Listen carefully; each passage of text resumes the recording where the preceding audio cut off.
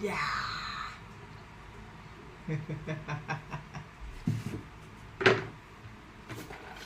Today is very amazing.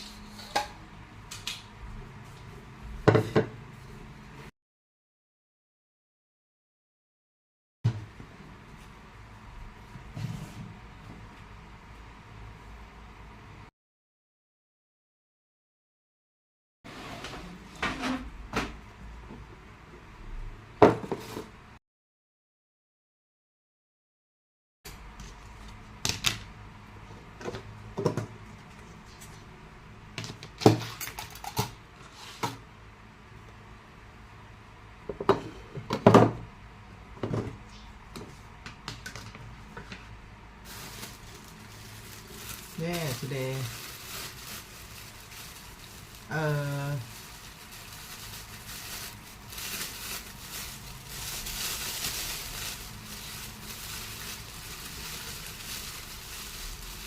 the friend from Myanmar give it to me.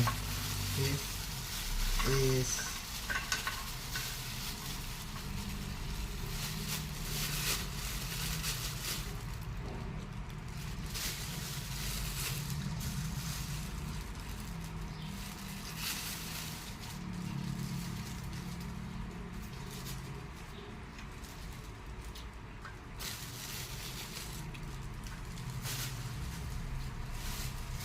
she give it to me.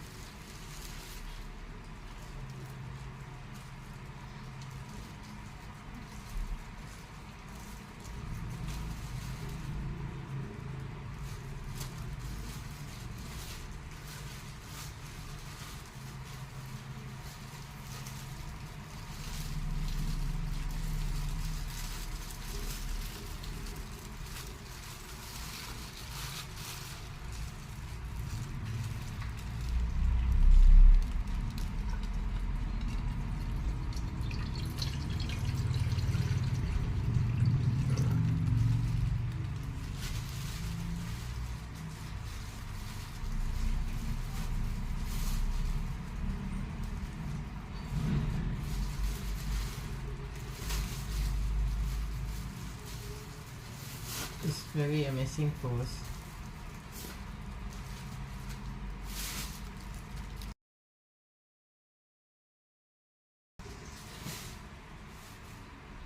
반찬.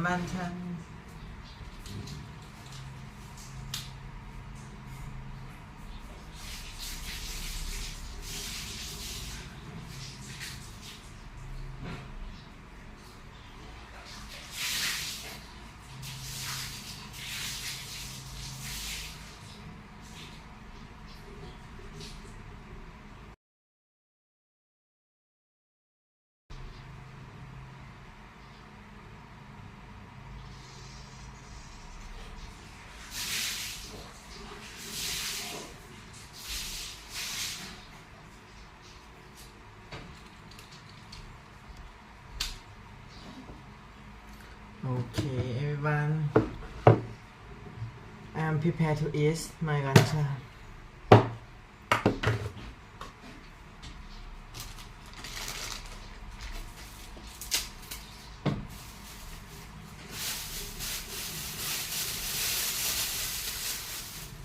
She gave it to me. This and this. Oh, maybe I should. Oh, please into this. Oh, wow, it's very amazing. It's my pose.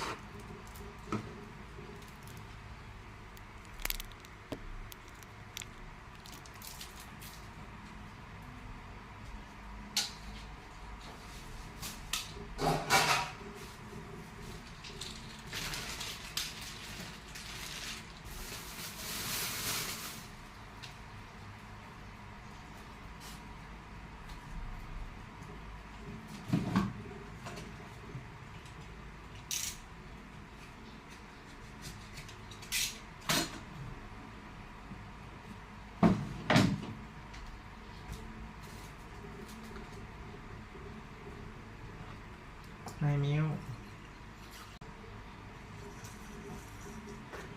Okay, this is milk.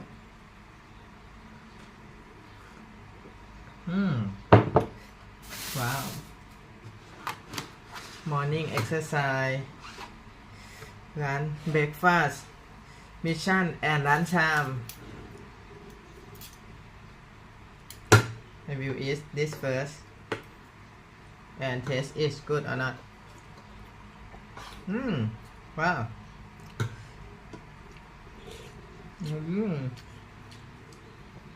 Good. It's good.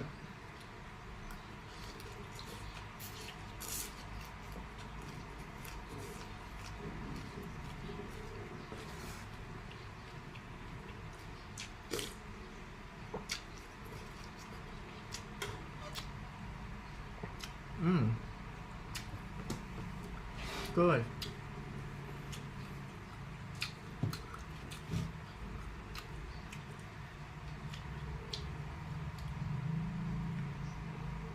Nice to meet you, everyone. My name is Shia.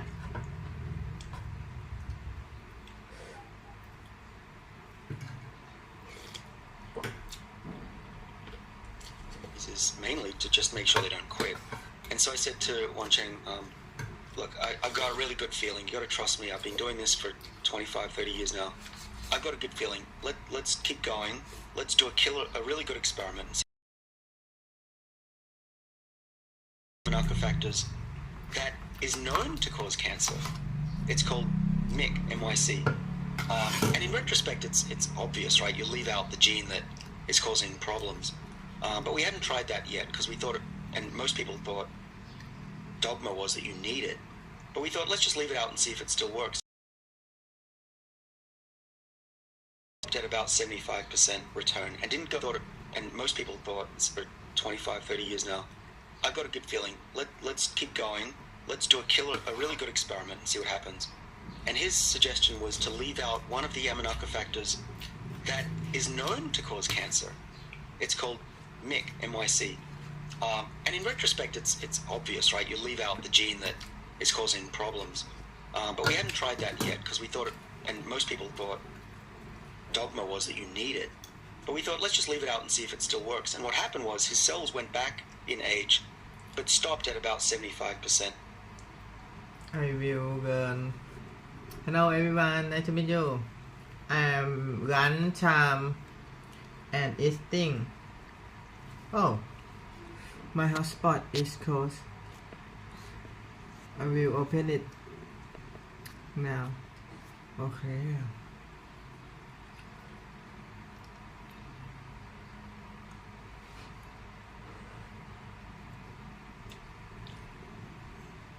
JJ เหรอ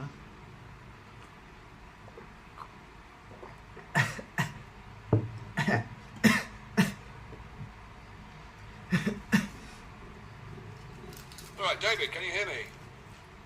I can, Aubrey. Hi, how are you? I'm very well, thanks. I'm not talking about his number of Twitter followers. He also was record. Thank you, Aubrey. That may be the bit. Alright, David, can you hear me?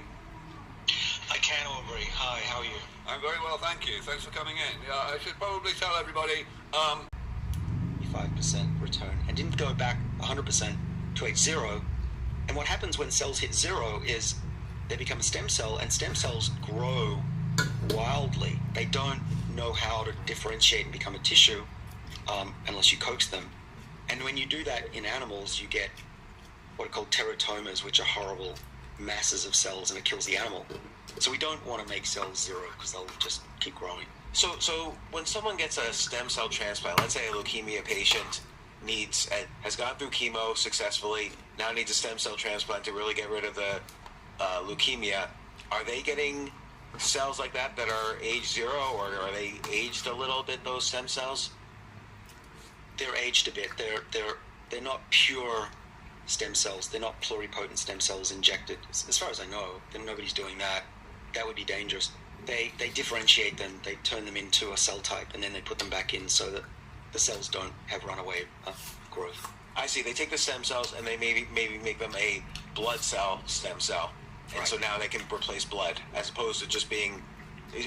So the epigenome doesn't tell the new stem cells, look, new guy, you're the new guys on in the camp. Here's what you do. The epigenome's not strong enough to. Aren't in the right niche, in the right part of the body. They don't get the chemical signals, and then they just grow in absence of any control factors. But if you implant stem cells into the right part of the body, let's say the lining of the gut or into the brain, they will get the right signals, and they may even trigger epigenetic control systems that are okay. But if you inject stem cells into your blood, they can just keep growing, and you'll die from that. But the epigenome is very, very powerful. It's been neglected for a long time because we didn't have the tools to study it.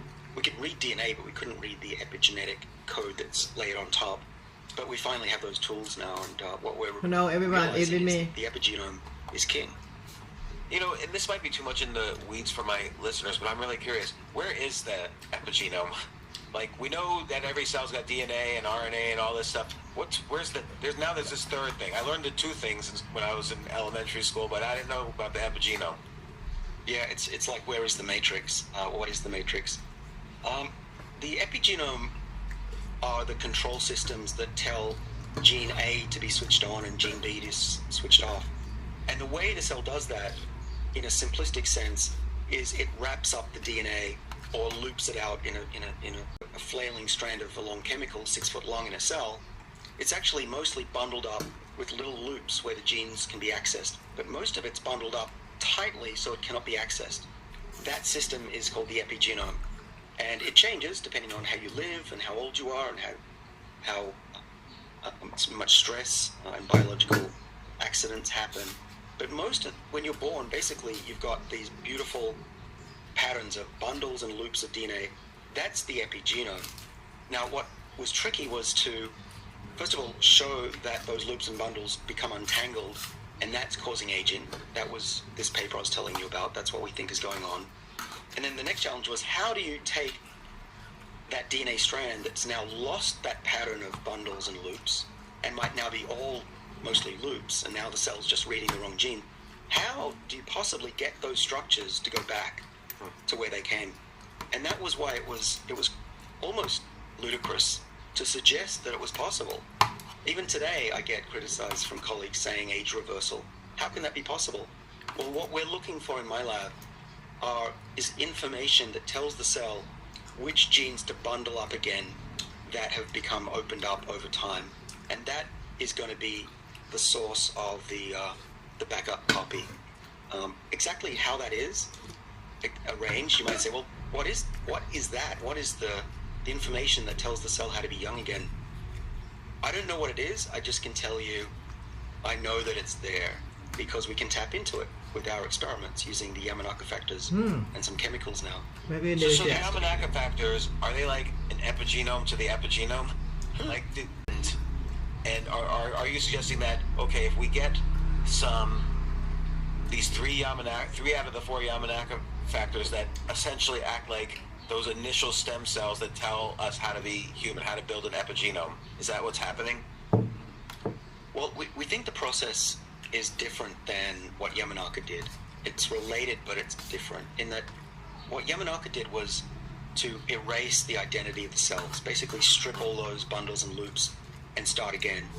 That we're not doing. We're actually doing the opposite. We're telling the cell how to remember how to behave, not losing its complete memory and identity. And, if I draw it, if you're just listening, what I'm drawing is an inverted U shape. There's an optimum that we're trying to reach where the cells go back in time, remember their identity, and the higher it is, the better identity they have and better function. But if we go too far, then you lose it again. And that was what Yamanaka was doing to make his stem cells. And you're right, the Yamanaka factors are the epigenome to the epigenome. They are the trigger that sets forth a cascade of events that we're now elucidating that tells other proteins how to go and rearrange those loops of DNA somehow back to what they were before. And it involves enzymes that take chemicals off DNA, called methyls. There are enzymes that are involved in putting chemical tags on the packaging proteins, called histones. It's very complicated downstream of these three factors, and they seem to be the trigger.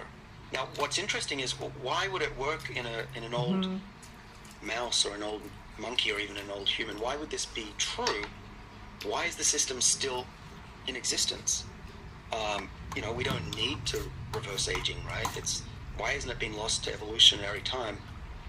The reason I think it still exists in us is that parts of our body regenerate, right? If we cut our liver in half, take it out, it'll grow back to a normal sized liver. Cut the arm off a salamander, it'll grow back, right, back to an arm.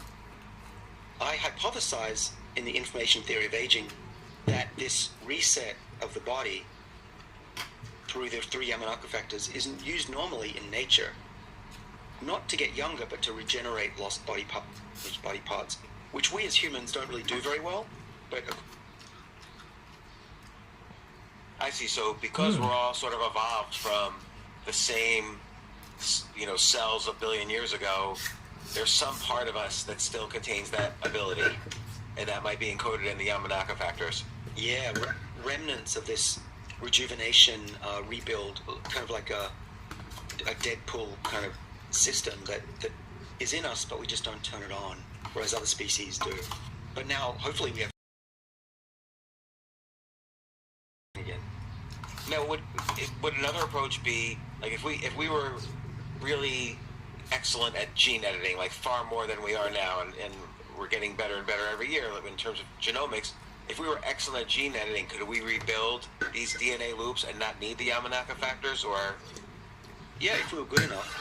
I prefer to take the approach that biology knows best. We've had more than 1 billion years of evolution, and we tap into what the cells like to use. I think cells are smarter than us. This has been my philosophy my whole career. That said, theoretically, if we knew which genes needed to be reset in each cell type, we could do that. It's an extremely difficult engineering problem because even adjacent cells that are microscopic distance apart might behave differently. And trying to target that system to each different cell is an overwhelmingly complex problem. Now, that doesn't mean that we couldn't, say, target nerve cells in the brain specifically to reset some of those, but I think a whole body reset currently is beyond my imagination for engineering, though never say never. But these Yamanaka factors, what they do when you inject them in, these 3 out of the 4, is they essentially, like a disease, spread through the body or the body part where you inject it, and all these bundles that are loose fritters of DNA now used to be a loop. Better get back there. That's right. And how that works, we don't know. We think there are little flags on the genes that tell the cell this gene needs to be reset by 2-fold in a negative direction, or another gene would be 5-fold in a positive direction. There's some information in there. We're looking for it. We have some breakthroughs just last week that I can't yet talk about. I think we may have found the information where and how it's stored that tells the cell where to go and what to do. And it's a whole new biology. So I'm crossing my fingers for my students that we're on the right track. What the Yamanaka factors are, they're not that mysterious. These are proteins that engage DNA. They find a sequence of letters in DNA. They're called transcription factors. And they find them, they stick to the DNA, and then they set off the activation of other genes. So these are genes that regulate other genes. That's all they are. But they're like a domino. Those 3 dominoes get set, and then the rest follows. And then the complexity ensues. But there's got to, in my view, there's got to be a program in the form of software, one-dimensional software, just like DNA, but probably not DNA, that records the youthful epigenome and allows the cell to re-engage and create these original structures of folding of the DNA, so the cell can not just behave like it's young, but literally be young again. So if there were no regulatory hurdles, what would you personally do right now? Would you inject these 3? What do you see as happening, let's say, after the regulatory hurdles, and let's say all your tests go well? What do you see happening? Yeah. Well, one is hypothetical, one is reality. The reality is that we put the 3 genes inside a domesticated virus called an AAV, and we inject it into the eye, and it infects the nerve cells and reverses the age of the optic nerve in those animals and hopefully people next year. And theoretically, you could inject it into your vein and have it infect your entire body, and that way you could, see what happens when you reverse aging or turn on these factors in most of your cells. That is doable today. It'd be fairly expensive. It'd be fairly risky, but it is doable today. Would I do it hypothetically? Probably not. I think we need a bit more safety work, but I can imagine a day where, and it's not too far away, depending on the regulator's opinion, where somebody could be flooded with these viruses. And what we've got, James, which I want to mention, is from the outset of this study, going back to 2017, we engineered, my student engineered the system to have an on-off switch so that we could turn it off after we finished with it, and turn it back on if we needed it again. And the way he did it was we just give the antibiotic doxycycline. It just acts as an on-off switch for our virus. And so in the future, you could be flooded with the virus. It's in every cell, or almost every cell, but you don't turn it on until you need it. So let's say you get injured, or you start to get old, or you lose your eyesight, your hearing. Then you take doxycycline for 2 months. In theory, if it works, you get younger, you look younger, you feel younger, your organs function better. You stop the antibiotic, and you repeat that process every 5 years. So I guess every organ or part of the body ages differently. Like with eyesight, it could be your cornea, it could be the nerves in the eye, it could be the brain cells that regulate vision. With your stomach and digestion, it's another set of cells. Would you need, but I guess if you're putting the Yamanaka factors in each organ specifically, it'll know what to do. It'll kind of like, figure out the subculture of that organ, get acclimated, make friends, and then do its job accordingly per organ. Yeah. James, I love the way you think. It's deep thinking. The answer is yes. Somehow, the Yamanaka factors know how to reset different types of cells. We haven't yet seen a cell type that does not respond to the reprogramming, and each cell type is different. Of course, a brain cell is very different in terms of the packaging that it needs compared to a muscle cell. And so, yeah, there is a culture within the cell. Perhaps it's this system that we're trying to figure out, which is this backup copy that is specific to each cell. And so the cell individually, they know what they need to go back to, and it's perhaps different literally for every cell in the body, the pattern that needs to go back to. And we don't even know yet how and when that is laid down. Is it when the baby is born? Is it when you're a teenager? Is it different for different organs? Does your liver become set in youth at 2 and your brain at 20? These are really interesting questions that we want to address. So what does that determine? How much you need to age the stem cells, basically, for each organ, or? Well, so let's say the backup copy of youth is a chemical that gets added. That might be the method. And so there's an enzyme that puts a chemical on DNA that says this gene needs to stay at this level to be young. But over time it drifts away, it becomes unraveled, and now it's causing problems. There's a detector of that chemical on the DNA that the Yamanaka factors cause to go there, and then it uses that chemical as a tag to say, all right, this gene, even though it's unraveled, this little chemical tag says it acts, allowing the cell to repackage its DNA earlier. What I'm saying is maybe these little chemical tags on the DNA get laid down at different times during development. Or maybe it's all, you wake up on your 12th birthday and suddenly you've got all these tags on your body, and that's your reset stage. We don't know that. It's just speculation. I'm curious about like the brain in particular. Like the other day, so this is a specific example. The other day, I learned how to ski for the first time. I went skiing for the first time, and at one point, the instructor and I were walking, and we passed these little kids, and they waved hi to the instructor, and I said, "Oh, did you give lessons Hello, to those everyone. kids?" And he said, "Yeah. 3 weeks ago, I gave him a couple of lessons." And I said, "What do you mean? They're on the line for the Black Diamond Hill. Like they're going.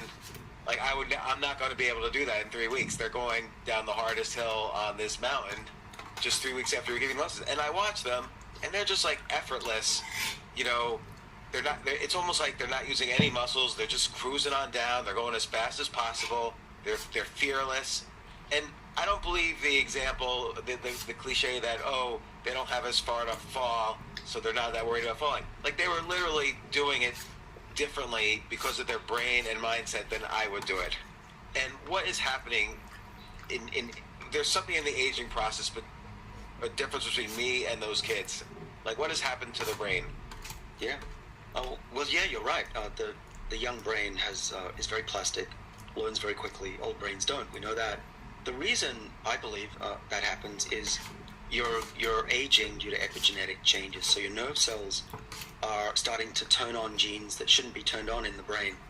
So your nerve cells might be starting to behave a bit like skin cells, which is not going to help you learn. It's not going to help you remember things well.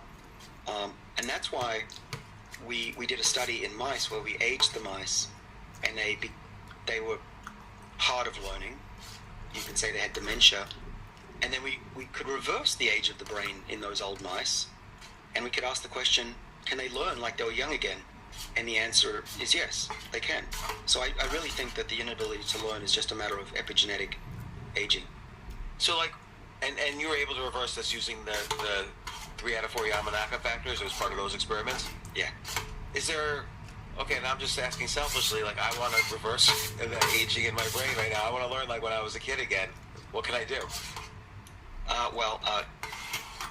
Until we have viruses that are safe for injection into your veins, which is a while away, what we're working on are chemicals that will do the same thing, so that it could be swallowed or put on the skin or injected. And we published a paper, when was it, July last year, the first proof of concept study that we could find chemical cocktails that reverse the age of cells and restore that epigenome. And we've come a long way since then. It's not published yet, but we are down Finish run time, to some everyone. really exciting chemicals. Ding. A drink and consume that may rejuvenate the body, improve memory, for example. I think, don't get me wrong, I'm not going to be putting this into a drink just this year, but I think if the animal studies work out and we do some human studies, then that's, it's a goal worthy of attention. And I'm not trying to figure out the chemicals just so I could go to the store and buy these, but is it like NMN related or is it Yamanaka related? Like what? Vitamin K? It's not that simple. There's cocktails, so there isn't just one answer. But we're at a point where we now have it down to one chemical that can reverse the age, ostensibly reverse the age of cells in the dish, can treat human cells, make them younger, make them grow, even if they stop dividing, senescent cells. And barring any safety issues, which of course